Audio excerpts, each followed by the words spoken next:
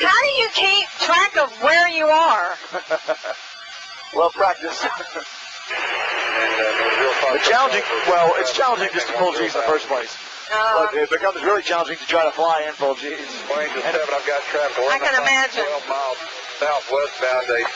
Merlin descending to, I'm sorry, Turbo Commander descending to 10,000. You headed north now.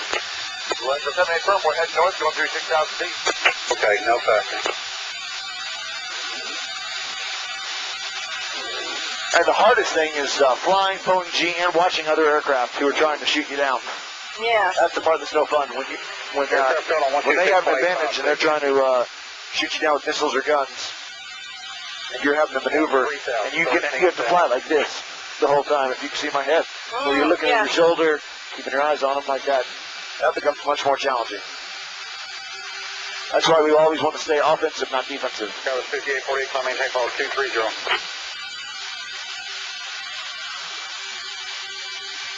All right, so we'll take one more maneuver that involves a little bit of G. That was 49, increase to a 3,000. And this is called the Immelmann. And this was designed by a German back in World War I. And what he was trying to figure out is how to shoot down another aircraft that's traveling above him. Hopefully he's come in unobserved, meaning, let's say we're down here low over the ground, and you'd probably see military aircraft that are painted camouflage colors. 13237, sorry about that. The reason they do that is so they can be easily disguised over the desert or over the forest. And if we're flying nice and low, and an aircraft flies overhead, the fastest way to shoot him is not to turn around and then climb up and then try to chase him down. The fastest way is before he ever gets overhead, pull straight up into the vertical like we're doing a loop. But when we're directly behind him, we roll out and then we can employ with missiles or guns or whatever. So I'll demonstrate that for you real quick. It's called an Immelmann. We'll accelerate just like we did in the loop, except over the top. I'll roll 180 degrees, so right side up, and then we will take a simulated shot on that guy, okay? All right. Sound good? Sounds good. All right, Becky. Flex those legs. Take a deep breath. Ready? Hit it. There you go. Nice job. Nice work. Almost done. Keep squeezing those legs and relaxing on everybody. Okay, it's an easy pull here. We're over the top at 6,000 feet. It's a 2G pull. We're pulling in right behind that enemy aircraft. Our speed's good, so we're directly behind them. I freeze the jet. I roll right side up, and now we get them. Wow. Did I hear a whoo? Yes. Nice work. You made that look easy. All right, no more G for a few minutes. We'll go straight and level. And I'll show you two more fun parts to this airplane. 4315, safe position and altitude. You probably expected before you ever climbed into the F-18 today that you can go really fast, right? Oh, yeah. That's sort of understood. The only rule that we have placed on us as far as the speed limit goes is we're not allowed to go faster than the speed of sound when you're over land. And that's anywhere in the country. There's one spot out in Nevada and one spot in Arizona where you're allowed to do that, but there's literally nothing for hundreds of miles. Otherwise, we can go just shy of that, so maybe 97, 98%. The speed of sound, which is about 740-ish miles per hour. Pretty good clip. So we'll demonstrate that, but before we do it, I'll show you something even cooler, and that is the Hornet's ability to go exceptionally slow. Oh, wow. And you probably didn't think that when you build a fighter, the most important thing we do is build it to go slow, because going fast just allows you the chance to run away. And anybody who's spent their life training to be able to fight doesn't want to tuck tail and run at the first sign of the enemy. So, I'll show you how to fly slow. If you can fly slow in a fighter, the other guy ends up out in front of you, because you can slow down and he cannot. So the Hornet does that better than just about any other aircraft ever built. We're slowing down just a little bit more.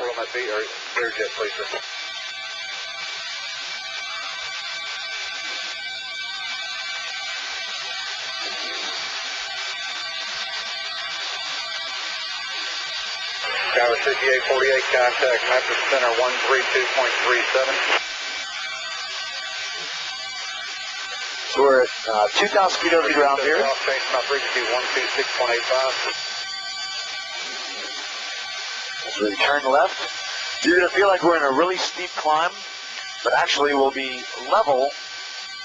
Remember here. As we maintain about 25 degrees nose up. We're already doing 180 knots. And we finish our left-hand turn here to face back to the east. Change my frequency 120. Trying to find a good area where there's not a whole lot of homes, because once I go into afterburner, it makes a little bit of noise. Try to be as polite as we can around the folks who live down here. We're doing 150 knots. 140. Nose is coming up.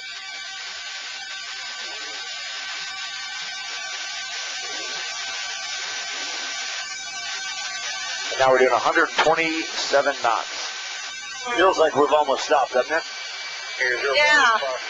This is about 20 knots slower than we land even right now at 120 knots. So we're the same amount of power the engines are putting out would easily fly this aircraft at 400 or 500 miles an hour. Here, visual with your radar contact. 10 miles. So you can look left and right and see just how slow we're going. And see that any other aircraft that was trying to fly with us would have ended up out in front of us by this point. But I'll push the nose back down as if they come out in front of us, and we're going to take a shot on them. And now I'm letting the nose continue down as we accelerate. We'll head out to this wide open area of forest over here. We're already going through 300 knots.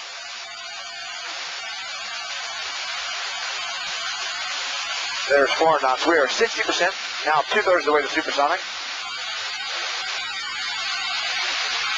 We're 3/4 of the way there at 500 knots. You can get a feel for just how fast we're going over the ground now. We're at 90% there. Now, 95%, 96%, 97% supersonic, 625 knots. Do a little left-hand turn here so you can feel the speed as we go over these cliffs down here.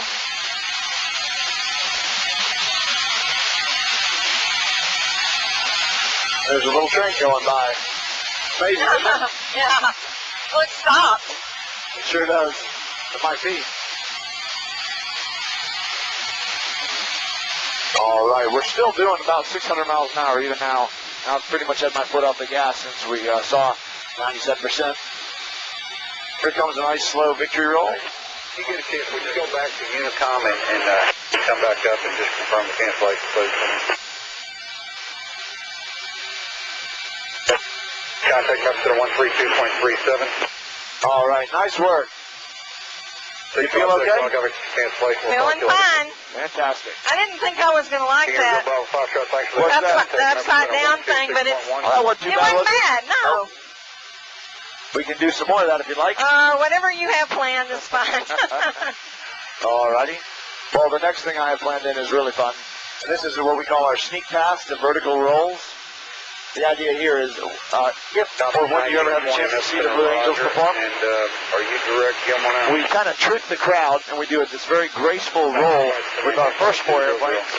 And as they do this big roll and end up to the right, number 5 comes in low over the runway really fast, about as fast as we were just doing, 97% supersonic. Wow. And he comes in low, and then from behind the crowd where no one's expecting it, number 6 comes in, also doing about that same speed, but about 500 feet. Makes a lot of noise, goes straight up, and once he gets pointed vertical, he does a series of rolls. So we'll do that here. This is one of those graduation exercises that... Oh, no. You don't want to try it? I don't know. This is not too bad. Am I doing all right? You're doing great. Okay. You haven't seen any light loss, have you, when we were pulling those G's? Any what? Have you seen your vision go gray at all? No. Okay, then you're doing fine. Okay. Just keep the same technique you've got. So we'll pull straight up. Once we get straight up, I'll tell you can relax because it'll be 1G flight. I'll select full afterburner so we rocket upwards.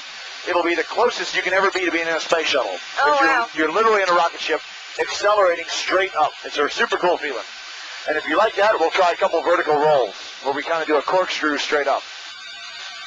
Sound okay? All right. That's the spirit. That's those afterburners I just selected. So we're accelerating rapidly now.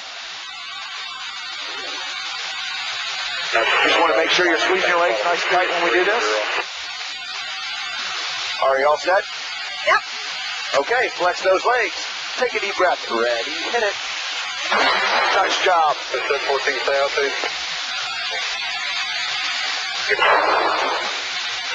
Squeeze it for me. We're going straight up. Here come the afterburners. You can relax and look left and right. We are in a rocket ship. Going through 10,000